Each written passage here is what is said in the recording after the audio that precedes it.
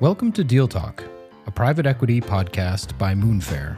Each episode, our CEO, Dr. Stefan Pauls, sits down with leaders from across the industry to discuss their views on the investment landscape, working with portfolio companies, and the lessons they've learned.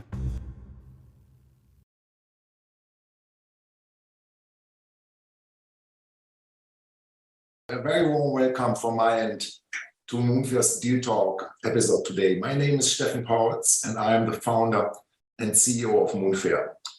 Look, we had an event the other day in Vienna, and one of the guests was asking, what are you guys actually doing? Are you selling tickets to the moon? And obviously not. This is why I want to clarify very shortly what we do. And what we do is simple. Moonfair is, in the meantime, the largest direct-to-consumer platform for private equity in the world. We are accessible in over 23 countries across the globe, 8 offices across Asia, Europe, and the US. And we are spearheading what the industry calls the democratization of private equity phenomena. This is our mission. So what we do is we give private individuals and their advisors the opportunity to invest directly into some of the most sought after global private equity growth and tech funds from managers like KKR, Permira, Insight, or Silver Lake, just to name a few. And all this is starting at low minimums, depending on the jurisdiction at 50K euros. And this is all done through an entirely digitalized process. So if you would go to the Moonfair platform, it takes you less than 2 minutes to sign up. And then you can view all of our opportunities that have been highly curated and selected by our investment team. That was the introduction video when we launched in India 2 weeks ago, one of the 23 countries that I mentioned.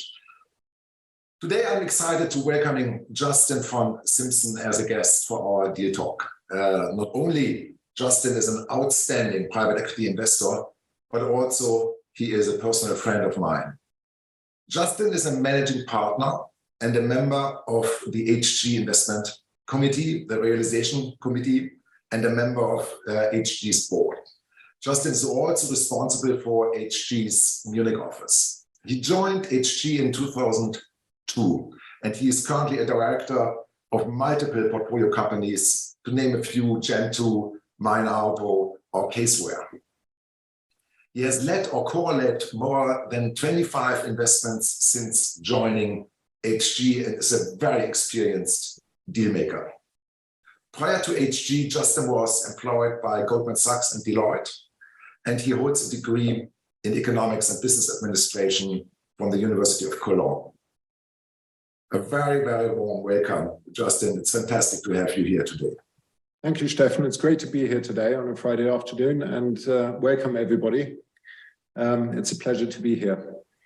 Justin, let's jump directly into a couple of questions. And I want to start really with HG, with your firm. And look, I've been following you, obviously, since a decade now. HG has been extremely successful in establishing itself as a leading software and services specialist investor. So what made, and there has been some transition in the past, what made HG move into the sector, and how has 2022 looked like so far for you? So 20 years, I'm coming up to my 20-year anniversary at HG this year. And over the last 20 years, the whole industry has changed dramatically, and we have changed dramatically at the firm. The industry, when I joined HG, was a cottage industry. It was an investment club. We came together as a couple of partners who understood mostly chartered accounting and understood numbers, and were doing deals together. And the whole industry had to develop over time. Some have, and you named some fantastic names earlier in your intro. Some others haven't. And developing means specializing and becoming a professional organization on your own behalf, and not just an investment club. But talking about missions on this journey, for me, the biggest mission has always been, how do you get the balance right between outstanding returns and stability on the other side? Because you want to safeguard the money of your clients on the one side, but at the same time, you can't be too boring because they were expecting high returns as well. And high returns as a deal guy, which is still sort of a part of all the managerial jobs that I have, I really very much enjoy doing transactions. But on the deal side, you only have your individual deal in front of mind. But as a firm and as a professional investment firm like HG, you always have to think fund. So funds means, if you think about the risk aspect of a fund, if you give me €1 and I give you the euro back tomorrow, then everything else comes second order because you're in the safe zone already, and then you can work on the return. And that's right at the heart of what we do day to day. So putting that aside, the question is always, you're a software investor. And that's 100% right. We're the largest software investor in Europe. We're amongst the top 5 on a global scale, and we have been outgrowing in terms of AUM growth most of our competitors over the last 10 years. But this focus on software, whilst we have been investing in software now for more than 20 years, even before I joined HG, got more pronounced in the last financial crisis. And now I sound like an old dinosaur, and you sometimes have to tell war stories, but people need to experience. When I joined HG, I had already seen a couple of crises because coming out of university, I worked for firms like Goldman Sachs, as you just mentioned. We saw the Asia crisis, we saw the dot-com crisis, we saw quite some crisis in Germany, 15% unemployment rates and interest rates much higher than today.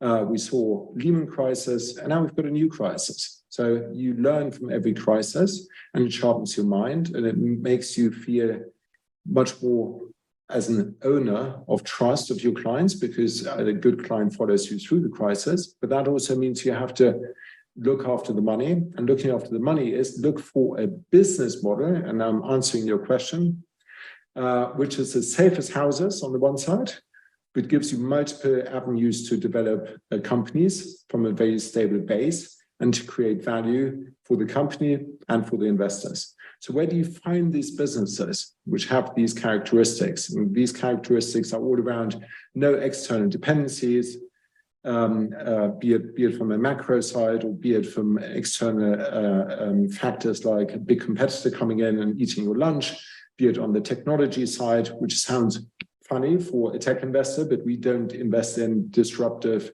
business models, but we automate functions that exist, like payroll, tax and accounting, really interesting things where my wife would kick me if I would talk about it at a dinner party, but that's where you can make money. That all combined in a subscription business model where you wake up on the 1st of January and know where the money comes from, and not only your base, but ideally you even see your growth out of the existing base, and then you can build on that. So the whole idea wasn't necessarily about investing in technology or investing in software, but it was all about where do we find these high quality, as we like to call them, AAA business models, where you can sleep really well at night and make a huge return on the other side when the morning starts. So we find these businesses in software and occasionally in tech-enabled services. Yeah, and I deliberately say occasionally because we are as rigorous as we are with software businesses, also on the services side. So putting that all to one side, your question was, when did you focus? Yeah, and whilst we always did this, the last crisis, the last big crisis, being the Lehman crisis, really helped us to sharpen our mind. And that funnily happened here in Munich because my partner colleague Nick Humphreys and I were sitting at a restaurant here in Munich called Chez Fritz for I don't know which reason. And we were sitting there back in 2009-10. And on the one side, we were saying, prices hurts, carry looked better yesterday than it does today. But we had the feeling we're still the winners. And then we looked at why were we the winners? Why did our companies come better through the crisis? Why weren't we sitting there sweating, but still enjoying dinner? And perhaps crying a little bit because we felt richer before the crisis. But then we weren't sitting there thinking, well, somebody's pulling the carpet under my feet. And the reason was when we started peeling the onion, really looked into the businesses which came through these crises without any pain. These businesses had all the characteristics which I just talked about. And therefore we said, listen, let's do this and let's do this only and not get carried away every time and say, I found something, it looks like we could make money, forget about that. Stick to your strategy, do only that. and build your machine around that. Because if you do everything every day, always the same thing, you get better every day. You've got this classic flywheel, you get better every day. It's like a sportsman. If you play golf or skiing or tennis, whatever it is, but if you do all of them at the same time, you might not be a pro in any of them. But if you do one, from the start of your life, as a kid, you play piano, you're a fantastic piano player like you, Stefan, for instance. So that's what we do. So it sounds very simple, but often the simple things are difficult because you need discipline. You need to force people. And in our industry, because everybody believes he's a hero, there's big ego out there in the private equity industry, people get disrupted because they go to a dinner party, they hear about a good business, they've got no idea about the business, they invest. Sometimes you become lucky, but it's not a concept. It's betting. And we're not in the world of betting. We're in the world of investing. We're investing clients' money, and the client's money in first base has to be safe. So nobody should lose money. And second base is make great returns and do that consistently and with a machine and not by accident. So that was the starting point. And then over time, we built out this strategy, and we built it out over 3 different funds. We built it out over, by now, 5 offices. We built it out through 350 people who are on our payroll and a lot of people around it. And you're just seeing this flywheel effects as you become better. Look, it's interesting because in retrospective, this sounds very compelling and intriguing. But if we think about it, if I've been investing in tech since 1996 or so, and post 9/11, people were saying tech is dead. The dot-com bubble. Then post Lehman financial crisis, people said tech is dead. It's not the right thing. Many people again say tech is now suffering, and taking such a visionary standpoint in midst or just be after the crisis. Well done, and obviously it's paying off in a tremendous way for HG. Look, I want to switch gears quickly a bit and ask you, and you mentioned the current environment, and many of our investors, many of the members of the Moonfair community, of course, as many others as well, are concerned. So what are your views or the firm's view on the current, recession that we are facing? What can we expect, this year and going forward? Have, for instance, the compression of valuations, has it already really taken place? Is there more to come? Is it now the time to invest? What's your view on this? So I think there are lots of different views out there. So I can give you only my view, which is one of us housing crystal balls. But as a starting point, I would like to look at our own portfolio, and also picking one theme up that you just mentioned. That is tech investing dead? I think it's a massive difference if you're investing into high growth horizontal business models. What is a horizontal business model? A horizontal business model is a WhatsApp, a Facebook. It's businesses that have a global dimension. They have a global audience, and normally the winner takes it all. Think about internet search. In the past, we had Yahoo when I was young. There was Bing from Microsoft. They burned billions. Today, there's Google. And people should think about how often did you use a different search engine than Google recently. There are quite a few out there, but nobody uses them. So what I'm trying to tell you is that there are horizontal business models. You can make a fortune if you get them right, or you lose your money if you get them wrong. That's not what we do. So our word in tech is you go into vertical business models. You go into business functions which you automate. Payroll. What is a payroll? A payroll occurs every month. People have to get paid. It's very complicated. The rules and the tariffs, everything changes all the time. It's right at the sticky end. A business goes bust. The insolvency lawyer gets the keys. The administrator looks after the business. As long as he keeps the business alive, he has to pay the people. So what do you switch off last in the value chain? These type of products, which are vertical, where you protect it, you're mission critical. I don't need to explain to you why there could be a market, because the market exists. The only thing that we do, meaning our portfolio companies, is automating what exists. We're making things better. So the products we in our portfolio provide a high return on investment for clients. The client is taking white collar people who are expensive. Think about inflation. That's where it's happened. Also happened before this crisis. So people are at demand, and you're taking somebody who's a bookkeeper and I'm replacing him with a clever tax and accounting software. Yeah, and then you can go to the CFO and say, listen, we're saving money. Your return on investment is high. Take the product. And he takes it. He takes out the person who did it before. He becomes dependent because he hasn't got the human being anymore. He's relying on your product. And that's why you're so sticking. So getting back to your question, if I look at my portfolio, in many cases, I see an acceleration. And why? Because people are taking the pencil and try to break it and say, how can I save money before buying a new pencil? And then the next question is, well, how can I do this? Oh, there's a tool which helped me to do it, which is the type of software that we're selling, or the type of service that we're selling.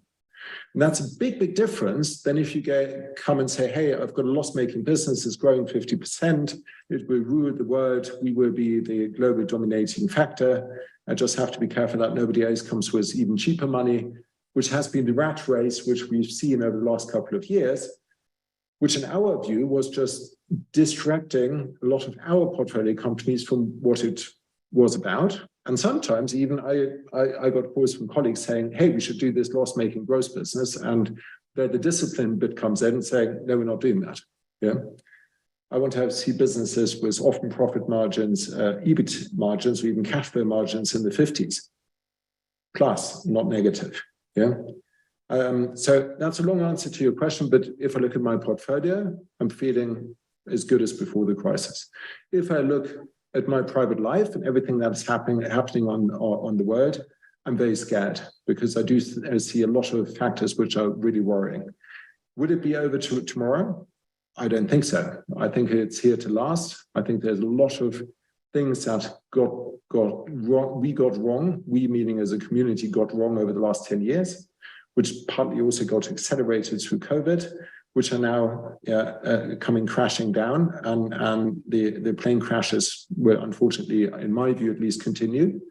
And therefore, you have to adjust as a firm, which in many cases makes the discussions we just started on easier, because you can tell people it's about cash flow, it's not only about growth, and it sharpens minds and gives you opportunity, of course. Yeah, and the opportunity bit is on different dimensions. First, of course, from the view of HG, our opportunity is to prove to the world that what we have been praying and what we have been telling people, that we will come back with good returns on a good day, but also on a rainy day, is true. Secondly, the opportunity is, of course, because we're also in competition with all the great names out there, to prove that we are better and deliver top quartile returns consistently. And not once by accident, but consistently over many funds. And then lastly, of course, the opportunity lies in finding great opportunities to invest new money, which isn't as easy, which comes back to your valuation question. Why? Because there's just scarcity of high quality business. There still is. And there's still a wall of money sitting on the shelf. So we are seeing, as we speak, transaction going by at very high multiples, which feel a bit like yesterday's multiples. So that hasn't landed in the private equity market yet. And the biggest opportunity for us is that all our businesses are platforms. We've got businesses like Visma, for instance, which we took off the stock exchange when it was a 400 million EV business. It's now 20 billion plus. And since we invested, we have brought more than 200 businesses onto the platform. So it's a bit like a private equity machine in itself. And these add-on acquisitions arguably have become a lot cheaper and a lot more available through the crisis. So great. Yeah. And then lastly, which also goes back to tech being broken, there have been a lot of high quality people being drawn into businesses which still have to prove that they will ever be profitable. And if they're not profitable, then there might not be as much cheap venture capital chasing them. There might be not enough money to pay these massive salaries and packages, which partly got destroyed because people don't get the option package and sweet equity that they were expecting. So it's a great opportunity for us to upgrade what you already have, which is good, but could become even better because at the end of the day, of course, the human factor is key. So we think there's multiple opportunity. Yeah. And as always, you can either put your head in the sand and say, oh, yesterday it was nicer and I'm not going in front of the door because it could rain. Or you can be inspired and go out and grab the opportunity. And I think every crisis is also an opportunity. Justin, if we at Moonfair spend a lot of time really analyzing data and content, and if you go back in time to 2001, 2, then of course financial crisis 8, 9, the data tell us that just with the start of a recession time and taking into account, of course, a 4 years investment horizon, these has been historically data-driven the best vintages in the cycle of the past 20 years. So 2002 and then 8 and 9. Would you expect, coming back to my question on timing, that again now is the best time to invest in the years to come? If you are now trusting your money in HG fund and that fund invests over a 4 years period? I think generally for the industry that should be true, because of course, especially in the time that you refer to, private equity has also been very opportunistic. Yeah, so you were all over the place to get the dollar for 80 cents. Yeah, and you were looking for a distressed strategic or somebody who just had to sell, and then you could buy something cheap. Yeah. So as much as we would like to see it that way from an HG perspective, because the investing in high quality also comes with a price, and that means these businesses should sell in a crisis, which is good because you've got the liquidity, but people don't sell it to you at a bargain either. So what I'm trying to explain is the end in the market where we are is not like people are poor sellers normally, because the quality of the business is so high, because there's so high cash flow, because these businesses are great when we buy them. Nobody's sitting there saying, I'm just losing my keys to the bank, so I better sell. Yeah. But generally, you're right. And generally, of course, at the beginning of a cycle or at the end of a cycle, the multiples should be lower, and therefore your entry point should be better at 100%. So if I was a betting man, then I would say investing today in private equity and also investing today in new funds of HG, the argument should be true that it's better than a couple of years ago. Having said that, if you look at our vintages from the years 2017 to today, most of the funds have delivered 1 times DPI or more, meaning people have their money back. So still they should be sleeping well, even though, the world is crazy at the moment. In many cases, these funds are already in carry, meaning we have achieved the hurdle rate plus, which is good for investors, but it's also good for me as a manager of this firm because I've got a highly motivated staff. And that's a bit you shouldn't forget. I mean, the biggest risk in a crisis is that you lose your people or lose the motivation of the people. And I today need my people to go after all the opportunity. So having a motivated team, as we have, is fantastic. Yeah.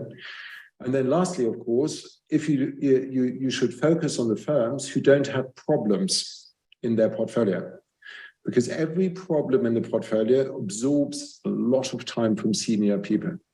And you want the senior people to be on the pitch and shoot the next goal for you, meaning investing the new money that you're given to them.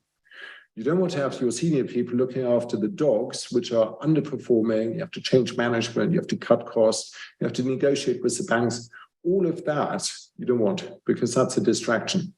Yeah, which goes back to the business model that we're driving. Keep away of the dangerous zone. Yeah, because that's just on all fronts risky, while it's tempting. Yeah, it's like anything in life. I mean, of course, risk is tempting because risk also means often it's fun, or there could be a big prize if you get it right. But risk normally also means if it goes wrong, you've got a problem. So we don't do that. Boring. So let me ask you, and some people really are concerned. Look, we saw this, at least during my career, 2022 was probably one of the most busiest fundraising years ever. EQT just announced, a record first close of 15 billion CDNR. The dry powder, as you know, is on record levels. You had a very successful fundraising. So people are asking, how much of a risk is there? Some people, by the way, even say Ponzi scheme, that we see more and more secondaries between the funds. And talking about HG, how much of a role do they play in your approach? So secondary taking over from another private equity fund and asset. Yeah. So now putting my old dinosaur costume on again. When I started in private equity, also we at HG, we were looking for primaries. We were often looking for primaries coming out of big corporates. I did a couple of bigger deals when I was young at HG in Germany, where you made a lot of money just buying a undermanaged, undervalued business out of big corporates, turning these businesses around and then quickly selling them. So if you in that world, then this idea of a secondary doesn't exist, because the idea of a secondary is always where if HG is selling and Permira, EQT, whoever is buying, then somebody must be losing because either I haven't done the job, because I should have optimized the business before selling, but optimizing a business also means on the other side there's nothing to go for, because everything is done and they paid for it in a competitive auction. So what's the deal for the buyer? So the only thing the buyer can bet on is that there's even more money in the business or in the industry. So it's a Ponzi scheme. And I find an even more stupid buyer on the next one, which then is a tertiary. But it's not, So that's the general logic, which is sort of true. But that's, again, not our world, because the businesses that we build are property compounding. And this compounding character first needs to be proven. A lot of these businesses in the past at some point were negative, because it takes time before you build a base of often millions of customers before this flywheel effect starts going. So back to the Visma example, I mean, that business has 1.2 million customers today. You don't build these customers overnight. But then again, once you've got these customers, you've got so much growth in your existing base, so you can take these businesses forward from there. And therefore, our view is that these type of businesses can grow over proper decades, to a point that HG hates selling businesses. I mean, that's the bit that we really don't like. And therefore, we sometimes even sell from one fund to the next, which with the same argument, you would say, well, that's even worse, talking about Ponzi scheme. And a lot of people are always jumping on it. But then again, if you look at our investor base, which is probably the highest quality LP base on the institutional side that you could think of, these people have been on this journey with HG since more than 10 years, and they've probably bought into it. So you can either take the view where there's some clever journalist who claims it's a Ponzi scheme, or you could argue perhaps of the smartest investors, both institutional but large US, Asian family offices, who are sort of very loyal followers of the HG strategy, and hopefully with a reason. But this whole secondary story, I think, is much more driven by this idea that a business, there's nothing to go for on the cost side when you sell it, and therefore why buy it? Very insightful. Thanks. Look, let's talk a little bit about Germany. And frankly, being German, I'm very much concerned. When you see what the macroeconomists are predicting in terms of GDP, negative GDP decline next year, the best case, to say, I saw as -1. And the range is as large as never. And the worst case, so to say, one institute came up out of the 4 with -7% GDP decline. You have made numerous investments in Germany, and you're also responsible for HG's Munich office. What is your particular view on the German market? What shall I say, Stefan? I think the Germans have made a lot of mistakes. I'm German, so I live in Munich with my 3 kids, and we're happy here, but I'm concerned. But what do you expect if you give your military to the US, your finance to Brussels, your energy to Russia, and your exports to China? I mean, there's not much left. But joking aside, I think Germany is on the other side still a powerhouse. And I think the long-term trends that we see globally towards energy efficiency, renewable energy, etc., should play well into the hands of German industry, which always has been the heart of Germany. So I'm also optimistic that in the medium and long term they will get it right. And also we shouldn't forget that Germany, when you look at debt levels, but also stability. I mean, looking what happens in the UK, etc. I think we complain a lot in Germany, and the Bild-Zeitung in Germany is full of bad stories and very few good stories. So that sort of, the sentiment is really bad, and people like to have the doom and gloom view, but I think normally things turn out to be much better because I'm an optimist when it comes to Germany as a country and the system and the stability and the legal system, but also the motivation to shovel yourself back into the green zone. By the way, the same institution, the same clever people are now seeing all the bad stuff. Didn't see it coming.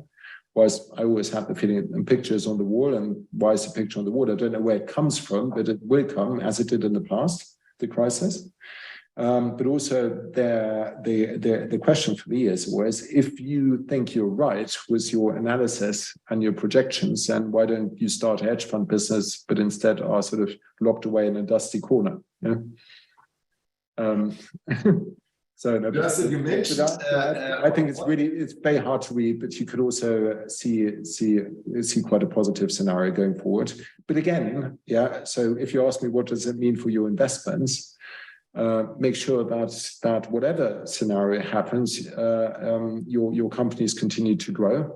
And touch wood, so far that's working extremely well, with some acceleration even, because if people have time, then they can also think about their own machine and how they can improve that. And that normally means they want to buy more software and use it as an opportunity. Yeah.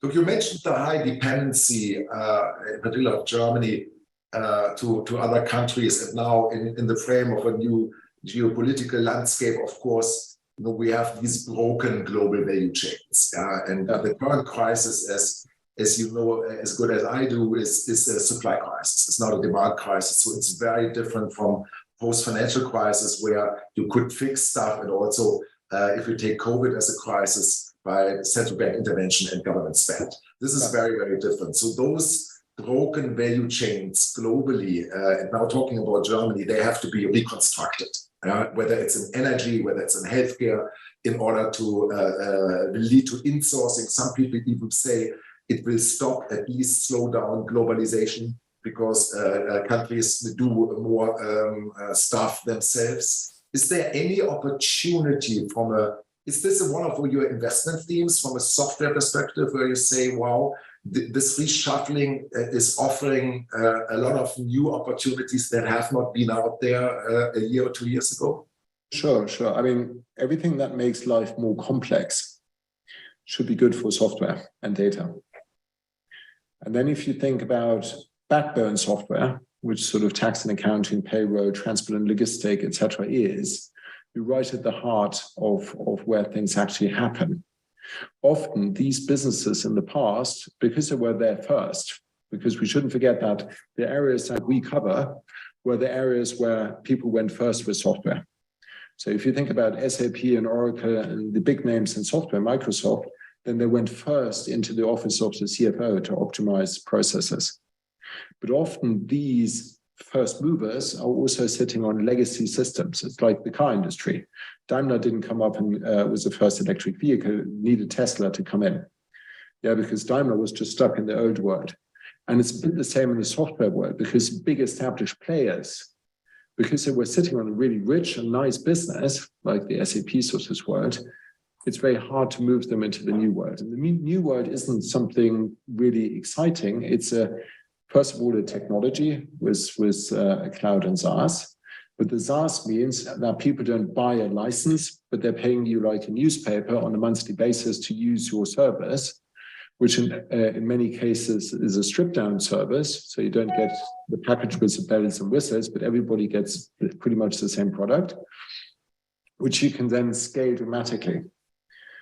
But coming back to your question, that also means that suddenly this information, while sitting on the right things and the right topics, tax and accounting, payroll, compliance, transport, logistics, so all the stuff that really matters in business life, was often sitting in the cellar on IBM mainframes, working on machines which had sometimes water cooling. I mean, can you imagine? I mean, they look like diesel engines. Yeah? And these machines not only were buried away somewhere in the cellar and so old that even IBM didn't want to send you spare parts anymore, but you didn't get to the information. So coming back to your question, where we can really help is if you've got modern systems who fulfill these basic functions, you can really help. So I give you a couple of examples from the COVID crisis, which in some way was also a crisis because the data was missing. At Transporent, for instance, we've got more than 1 million trucks, which is a transport and logistic network for road transport in Europe, by far the largest. You could see where the lorries are. And if because COVID, somebody shut the border because they don't let people going from Germany to Austria, you could tell Nestle where the yogurt is and if it will arrive in time at the supermarket. Yeah, but you could also use the system, which we then did, to tell the German healthcare system where the beds that you needed for COVID patients actually were, because nobody knew. And anybody who's been picked up in his life by an ambulance, hopefully not too many, they will know that the first thing that people do when they pick you up after a road crash or something is pick up the phone and call hospitals and see if you find a bed. I mean, it's a bit of a joke, but that's what's happening. And that's the systems that we can automate with our products from our portfolio. So it's basic systems which happen every day. Yeah, ambulance looking for a bed, people trying to organize beds for COVID patients, lorries standing with yogurt at the border. You don't know when they arrive at the supermarket. Information about your workforce, whilst people are now working from home. Yeah. I don't know who he is. I'm a big organization. I've got 50,000 people. I don't know where my people suddenly are doing COVID. Yeah, because I'm sitting on old systems. So bringing transparency into a world which is even more complex every day is what we do. But what we don't do is reinvent the wheel and come with some funky toy which nobody saw before. Yeah, TikTok or whatever. Yeah. Justin, one of the purposes of these deal talks is that we meaning the Moonfair community, me personally, everyone who is listening into, wants to learn from the greatest deal makers in the world. And I want to talk a little bit about investments and your investments, and maybe starting with past deals. What was the first major successful deal that you have made, and what made it so successful? Was it visible, so to say, when you made the deal, or was it luck at the end, or did you get a catalyst, so to say, that you didn't expect? Yeah, luck always helps. That's no doubt. Yeah. It's good if you have it. No, so it was a deal which is completely, absolutely 100% different to what we do today, and still I learned a lot. Partly the hard way, but it was very successful. What we did is we did a spin-off, we backed a spin-off of Rheinmetall. And Rheinmetall in Germany is known as a big defense company. And a big defense company had a little company called Hirschmann, which in itself was a mini conglomerate existing of 8 different businesses under one lid, all of which was different characteristics. And it had a very funny management setup, because Rheinmetall, being a defense business, once in a while gets a call from Deutsche Bundeswehr saying, listen, we buy your tanks and you take our soldiers, which are looking for a job and coming out of Bundeswehr and want to have a good retirement job. And they did, but nobody wanted them. So they sent them off to Hirschmann in Stuttgart. So we were confronted with a mediocre team and a mediocre business, which actually had so many parts which didn't fit together. And we had to be laser sharp in carving out the ones which were really valuable and filling them with life and new people, and getting rid of the ones that weren't. And then we ended up selling the business in two parts at the end. So the two major parts, and made 7 times money after 3.5 years, which was a really good return for clients. But also for me as a deal captain, a really interesting experience, because the company wasn't one deal, it was a lot of deals under one lid. So you could learn a lot about how to do that, all the tax implications, a lot of negotiations with the banks during those times, so which parts are secured, etc. A lot of management change, a lot of strategic thinking, how to cut it and how to slice it and who to sell it to, because we sold all of it to strategics. And that was a great deal for clients, but it also was a great experience for me as an individual. In my early days of private equity, it was a 2003 deal. To learn it, well, call it the hard way, because it for sure wasn't a secondary from the setup. You first had to define what cash flow looked like, talking about transparency.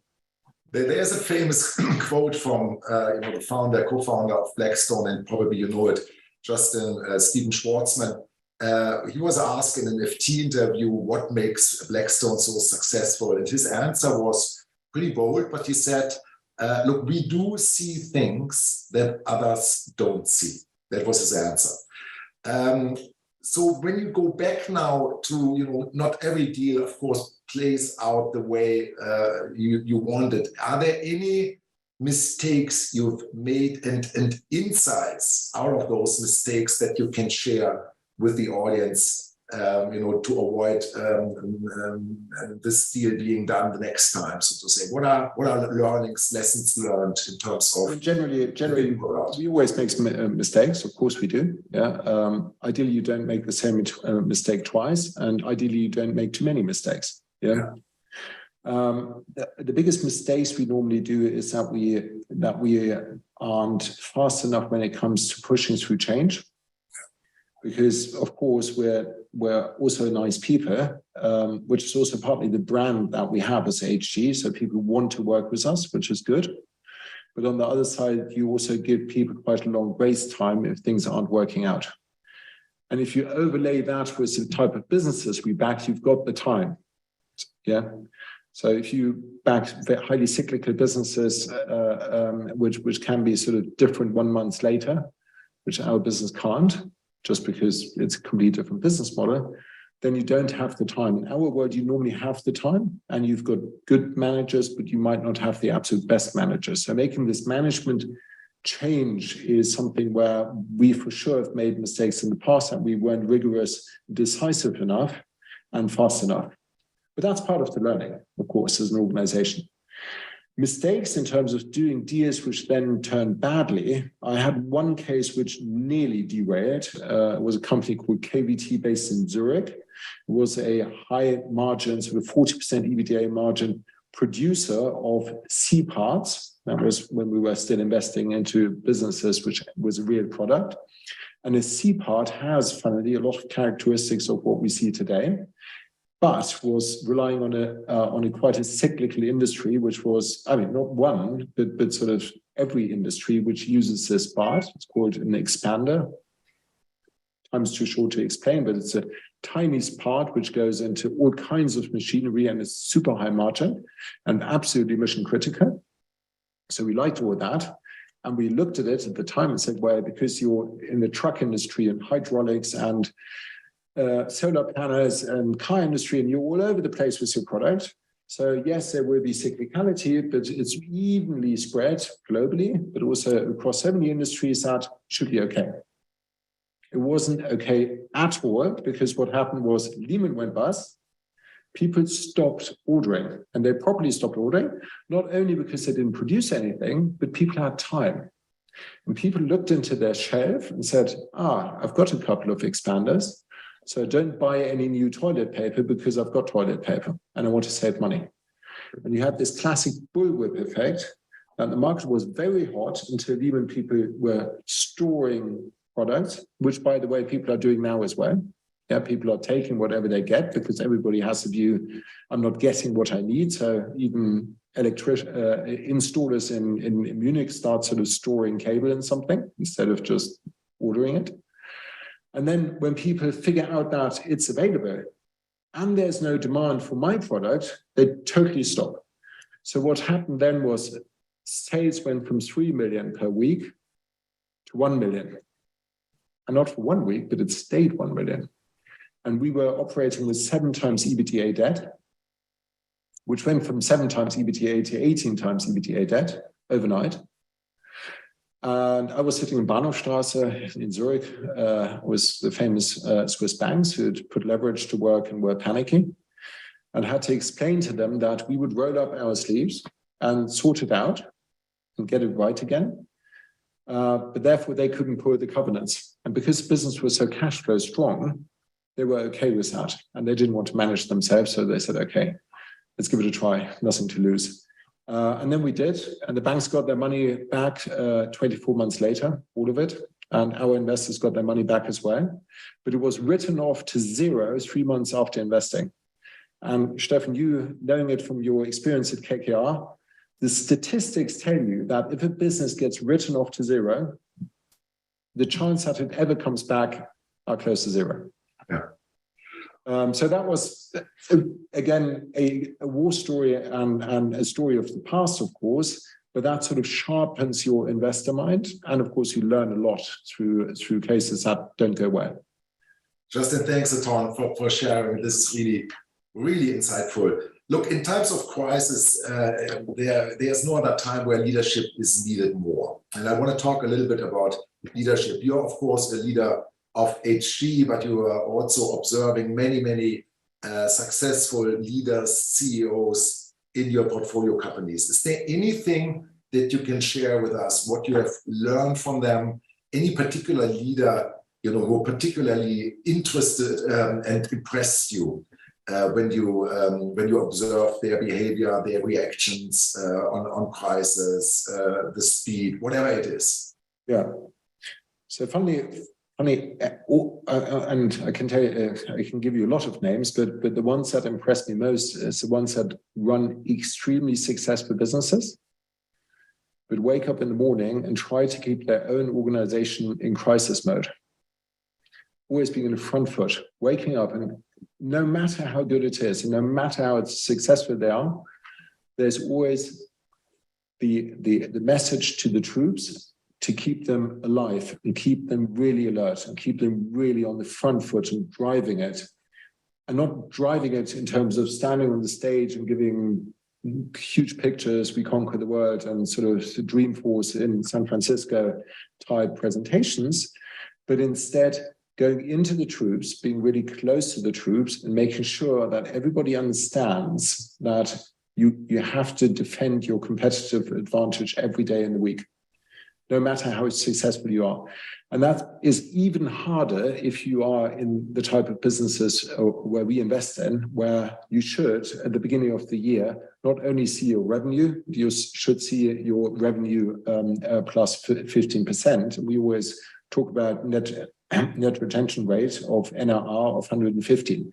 So you have to think about, you're a CEO, you run a business with, 40, 50% cash flow margin, and you wake up on the 1st of January and you see your revenue plus day one.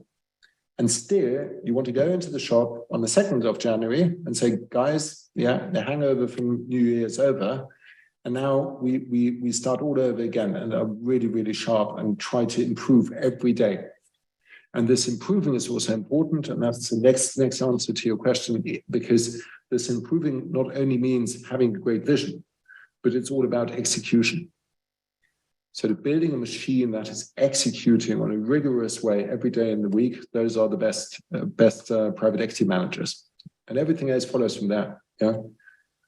Justin, on this one, because HG is obviously investing a lot into high growth businesses, and over the lifetime of the investment, suddenly it's 2x or 3x the original size.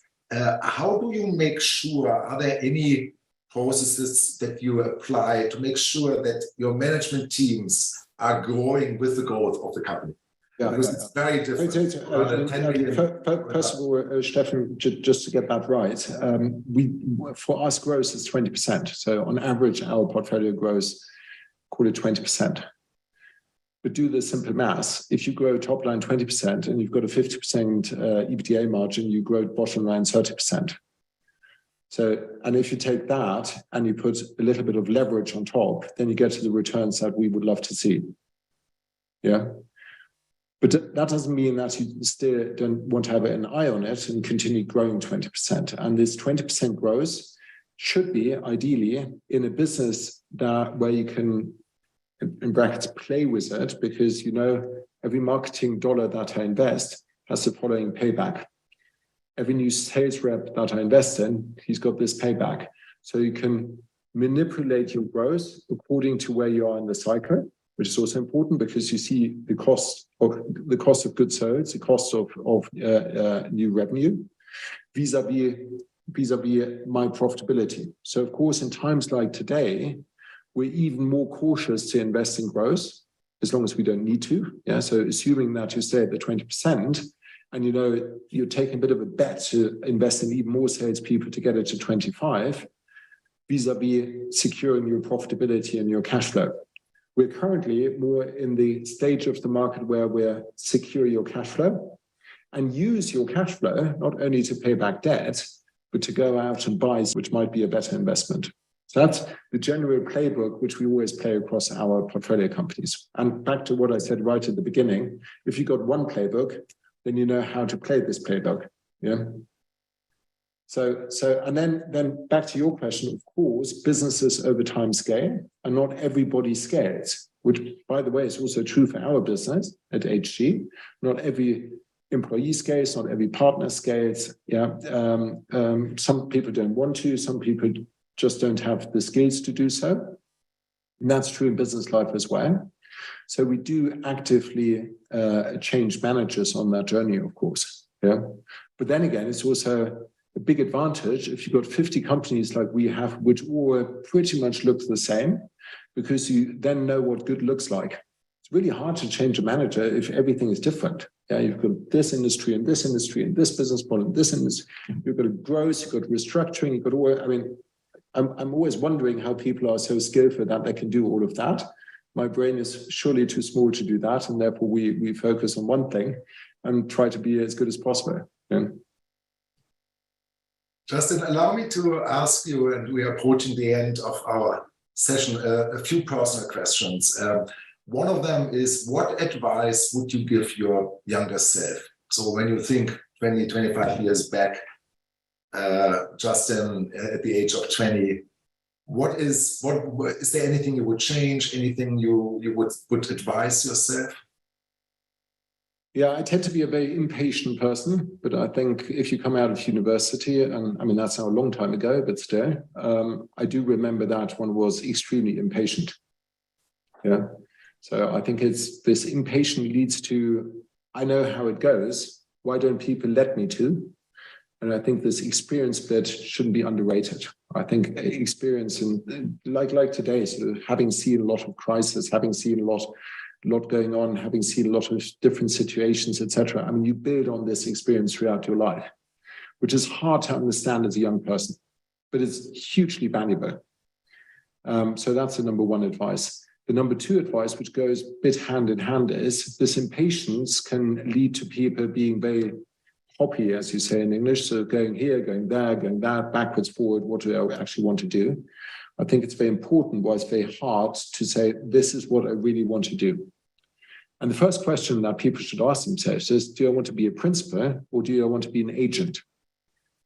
And that's a hard one, but it's right at the heart of it. And not everybody who says he wants to be a principal wants to be a principal. Not everybody who says I want to be the boss of a firm wants to be the boss, because it can be quite lonely. Yeah. So I think those are very fundamental questions which go far beyond the skill set and very much to the heart and your own human being. Yeah. Because I think once you understand that, then you can slightly plan your career. Yeah, instead of sort of dreaming that you actually want to be a principal, whereas you really like to be an agent, and that's absolutely fine. It's not a rating; it's more what you want to do in life. So that's, I think, it's very hard and perhaps easier to say after 25 years coming out of university. But I think just looking back, I think that would be the advice that I would give to my kids when they come out of university, hopefully at some point. Thanks for sharing, Justin. Look, HG's story is without any doubt a very entrepreneurial one, and you as a managing partner, of course, you have an entrepreneurial DNA. Have you ever thought about, becoming an entrepreneur and setting up your own business? You've seen so many great business models, so many great entrepreneurs during your private equity time. Was there at any point in time a desire to do something entirely on your own? Yeah, for sure. It's being an impatient private equity professional coming through the ranks. Of course, before Lehman, so a long time ago, before I became partner at HG in 2008, you had the feeling where this is easy. I can set up my own private equity firm, which goes back to experience. Because A, it's not easy to set up a private equity firm, and it's got more than just being a skillful deal guy, because it's got a lot of components which you have to bring together. And also the reputation and the in-house experience shouldn't be underestimated.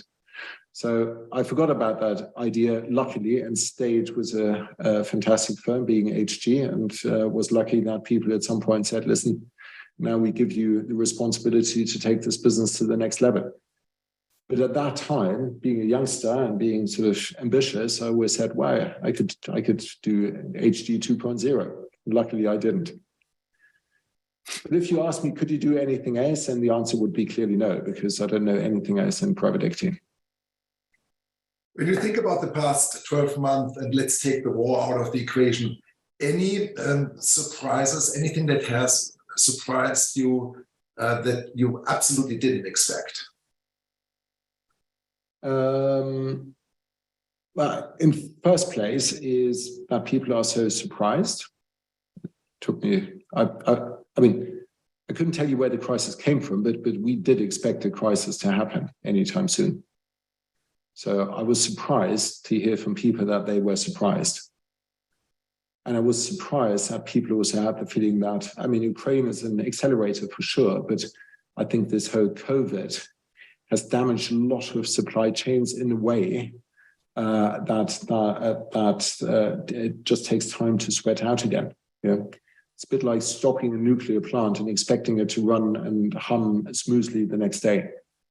Yeah, I mean, just look at, I mean, it should be basic, but just look at the chaos in European airports this summer. And the same chaos that is happening in airports because of suitcases, which isn't a very delicate product, happens in all types of supply chains and has caused a lot of damage. And I was always surprised that people didn't have the feeling where there must be a reason that I go to a shop and don't get the product. What's the reason behind that? And how long will it take? And what's the damage that is currently being caused through the whole of COVID? Yeah. So that was a bit of a surprise for me. And of course, the Ukraine war was a surprise. Yeah, because we all, I mean, I do remember when I was a child, we went to the wall and with a school class and had a look into the enemy's country. But that felt very much of a story of the past. Yeah. So, and of course, I mean, with hindsight, one is surprised that a lot of, in my view, bad political decisions have been made, but it's always easy to say that with hindsight. Look, Justin, this has been terrific. And thank you really so much for being with us today and for all the insights that you shared. And towards our audience, if you're interested to learn more about Moonfare, about future deal talks, sign up at www.moonfare.com and join our community of more than 40,000 investors globally. For your information, our next deal talk will take place on November 9th at 2 p.m. And we will host Jeff Lieberman from Insight Partners. And as you might know, Insight Partners is also an institutional investor backing us. So that will be hopefully very insightful. Thanks a lot for listening into today and hope to see you at our next deal talk. Jeff, thank you very much. See you soon. Thank you. Thanks for listening. For more episodes, search for Deal Talk wherever you listen to your podcasts. Want to know more about investing in private markets? Visit moonfare.com.